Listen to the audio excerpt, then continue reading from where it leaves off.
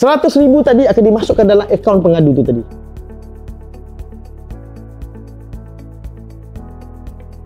Jadi nasihat saya, hindari rasuah. Memberi satu kesalahan, menerima satu kesalahan. Dan jika tidak melaporkan pun satu kesalahan di bawah Seksyen 25. Contohnya, ada orang nak bagi rasuah kepada Cik Anwar tidak melaporkan, satu kesalahan. Walaupun saya tidak ambil? Tak ambil pun satu kesalahan kena juga. report. Kena report. Jadi ni knowledge baru untuk kita juga. Dan sebenarnya ada satu pekeliling, ini last lah saya nak mungkin nak maklumkan kepada semua. Mungkin ada yang tak tahu. Ada satu pekeliling daripada JPA untuk penjawat awam saja. Kerajaan akan bayar dollar to dollar kepada pengadu rasuah. Jika ditawarkan rasuah, contoh seorang pegawai polis ditawarkan rasuah 100,000. Okey. Kalau dia lapor pada SPM buat tangkapan dan terbukti salah, jatuh hukum di mahkamah, 100,000 tadi akan dimasukkan dalam akaun pengadu tu tadi.